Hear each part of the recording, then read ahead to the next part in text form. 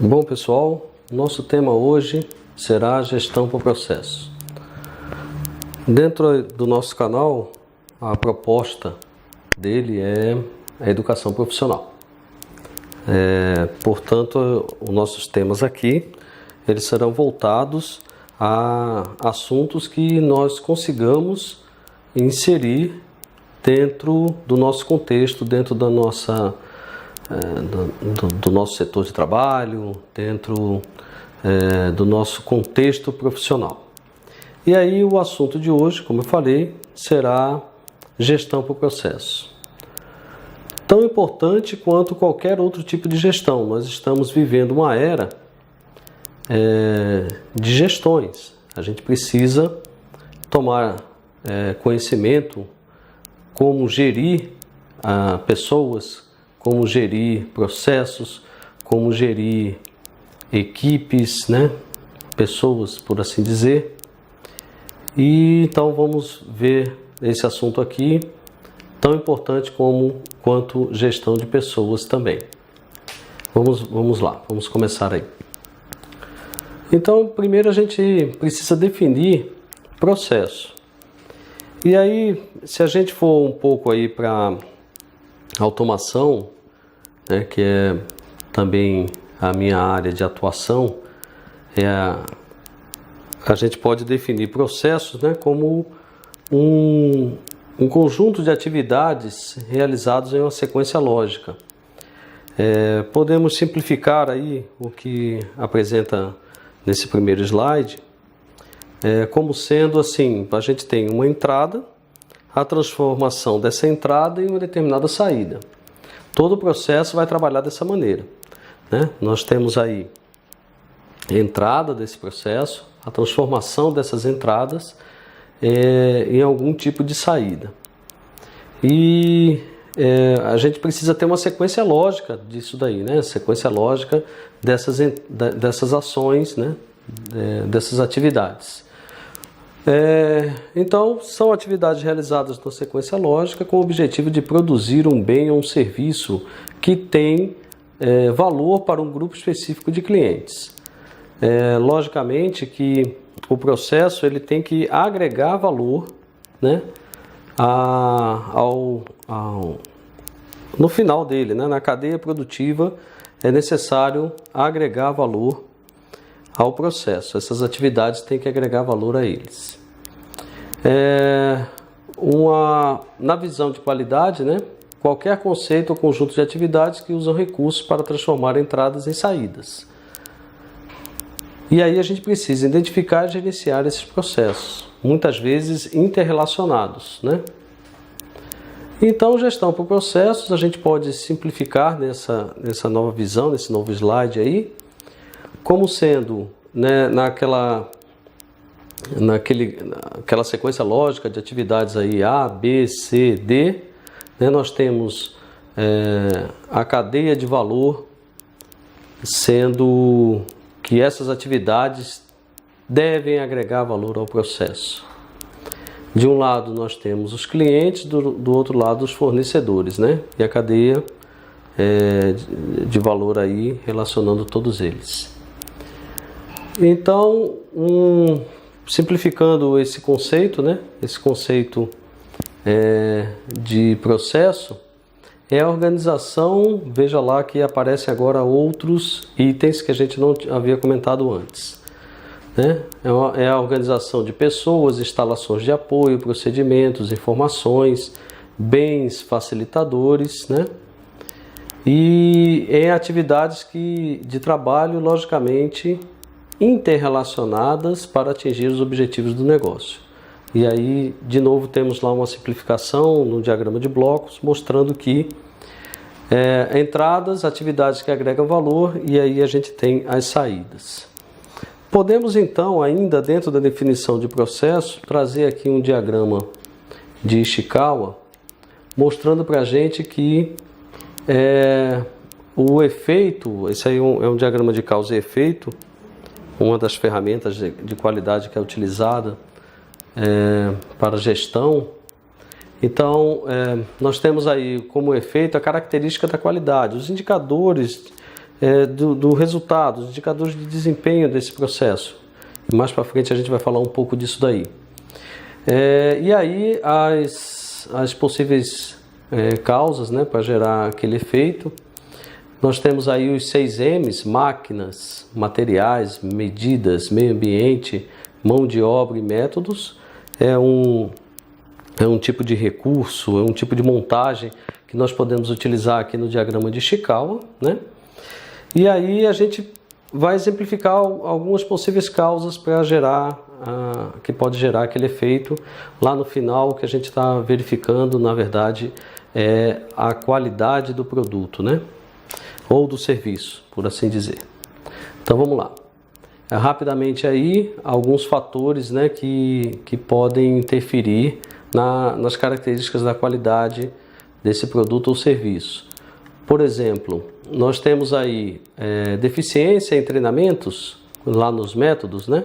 Ou deficiência ou até ausência do treinamento pode ser uma possível causa que afete lá as características da qualidade. Temos também lá no M de materiais, olha, qualidade desses materiais, né?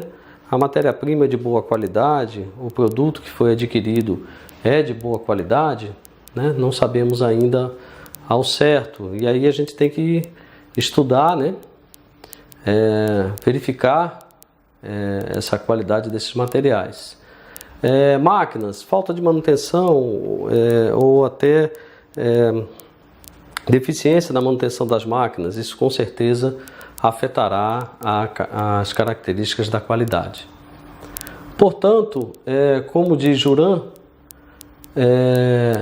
definição de processo, uma sistemática de ações direcionadas para a consecução de uma meta.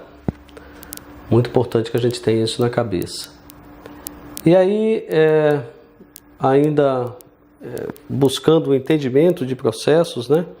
E vamos generalizar aqui, o processo não necessariamente vai ser aquele que eu havia comentado aí de automação, mas também de uma maneira genérica. É uma série de atividades que consomem recursos e produzem um bem ou um serviço. Quais são os benefícios?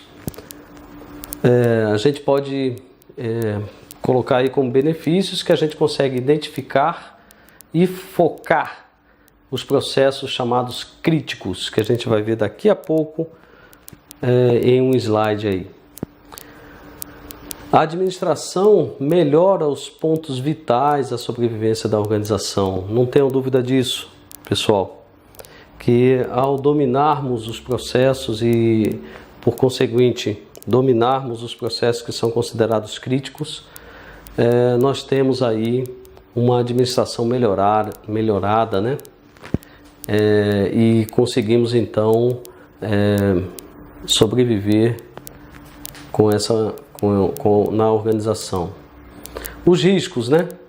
O risco principal aí, pessoal, o cliente é atendido por processo que cruza as informações, ou seja, processos interfuncionais.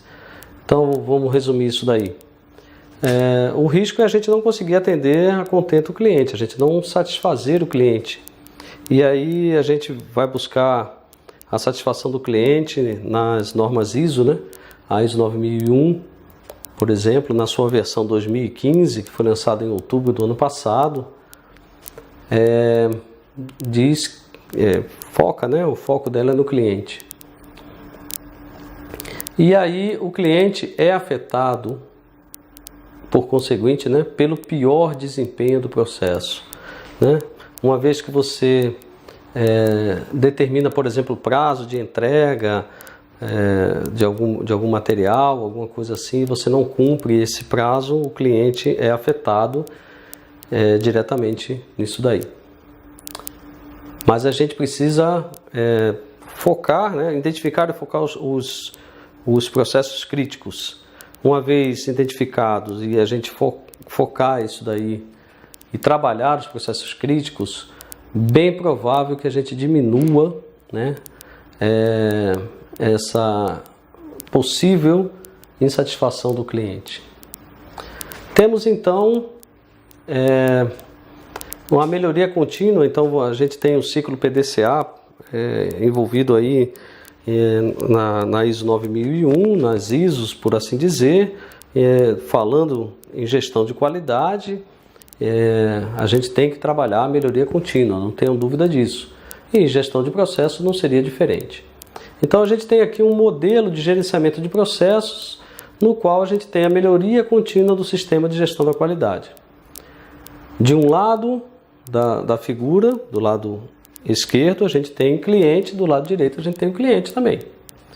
Porque a gente tem que ouvir o cliente para saber quais os requisitos, o que ele está precisando, qual o tipo de serviço, qual o tipo de produto que a gente consiga satisfazer ao fazer um determinado produto ou um determinado serviço.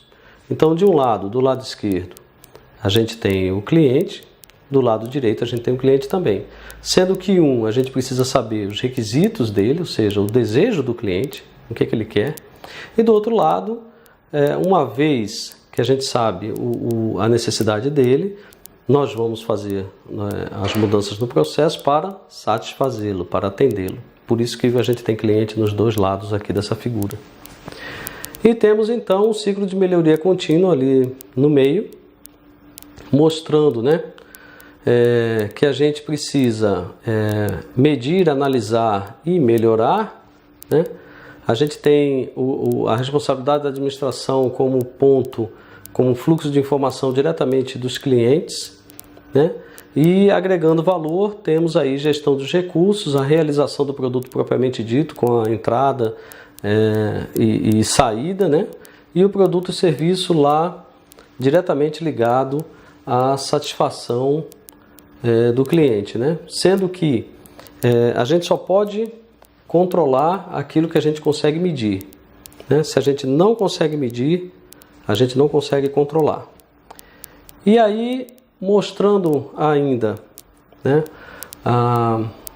uma forma de melhoria contínua do gerenciamento de processos, temos o ciclo PDCA propriamente dito aí. A gente já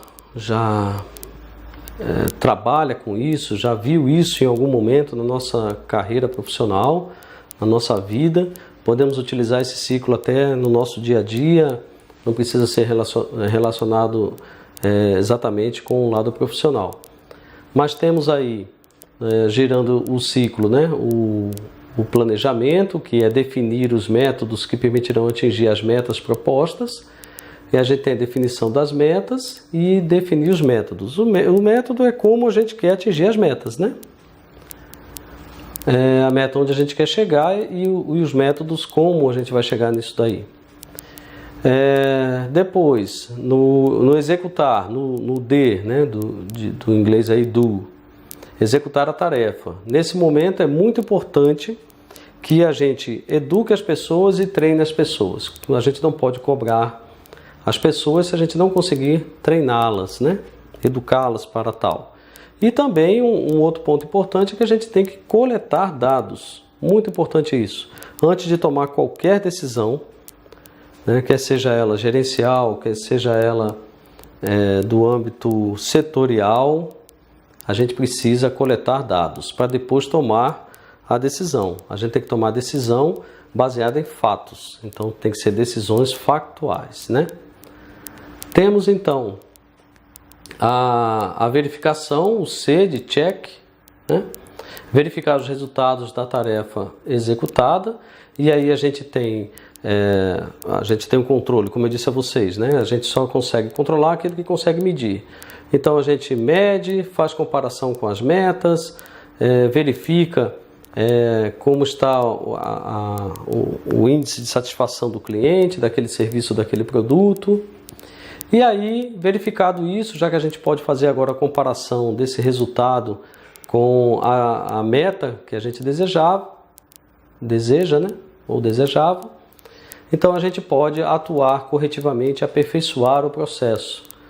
E aí nada mais do que, nada melhor do que um fluxograma para verificar isso, Já que a gente identifica o problema, observa, faz análise, cria um plano de ação, executa essa ação Uma vez que a gente consegue verificar todo o processo, a gente padroniza, conclui, né, essa fase de atuação e volta lá o ciclo PDCA para a letra P. Podemos expandir esse ciclo em um outro desenho, né, uma outra ilustração, mostrando aí que nós temos o cliente como cliente rei, né, por isso que ele está ali, o nome cliente dentro de uma coroa, né? E aí, uma vez identificado o problema, como eu disse, né, a gente roda o ciclo aí de melhoria, né, que a gente coleta dados, analisa, identifica as possíveis causas, a causa raiz, inclusive, planejar as ações, atuar, verificar os resultados, a gente padroniza esses resultados se forem satisfatórios, né? E com isso, então, a gente termina a primeira parte de gestão de processos, né? Nessa primeira parte, a gente trabalha todo esse conceito, toda a parte conceitual de gestão de processos, definindo o processo propriamente dito e as partes integrantes. E no próximo vídeo a gente vai dar sequência nesse assunto. Ok? Então, até o próximo vídeo.